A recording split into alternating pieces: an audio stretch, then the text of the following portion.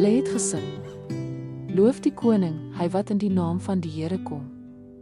Vrede in die hemel en eer aan God in die hoogste hemel. Welkom by Geloofspad. Terwyl Jesus sy pad na Jerusalem toegemaak het, het 'n groot menigte hom omsingel en gevier en uitgeroep: Geseënd is die koning wat kom in die naam van die Here. Hulle lof was luid, maar hulle begrip van wie hy was en hoekom hy gekom het, was nog nie heeltemal duidelik nie. Hierdie oomblik in Jesus se reis herinner ons daaraan dat hy gekom het, nie om as 'n aardse koning te regeer nie, maar om vrede tussen die mensdom en God te bring. Kom ons besin oor sy koms en die ware betekenis van sy koningskap. In Lukas hoofstuk 19 vers 38 lees ons van Jesus se triomfantelike intog in Jerusalem. Terwyl hy nederig op 'n donkie ry, omring deur 'n skare van sy disippels. Hulle skree: Geseënd is die koning wat kom in die naam van die Here. Hierdie oomblik is gevul met vreugde en afwagting, maar hul lof, alhoewel opreg, vang net gedeeltelik vas wie Jesus werklik is.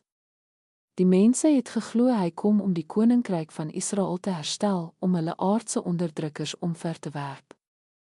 Tog is die realiteit dat Jesus nie Jerusalem binnegegaan het om 'n aardse troon op te eis nie, maar om die koninkryk van God te vestig. Hy het gekom om vrede te bring, vrede met God, moontlik gemaak deur sy werk aan die kruis. Die skare se geskreeu weerklink Psalm hoofstuk 118 vers 26. Wat die een wat in die naam van die Here kom, erken as die ware koning. Maar Jesus se koningskap het nie oor mag of politiek gegaan nie, dit het gegaan oor versoening en redding.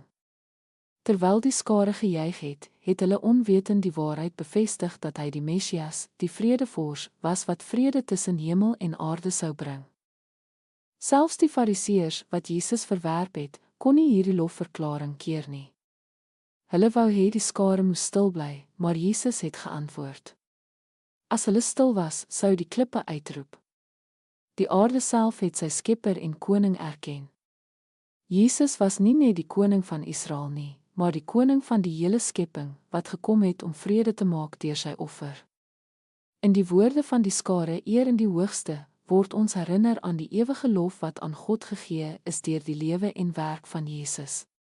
Sy koningskap bring eer aan God, want hy is die een wat vrede, lewe en verlossing bring.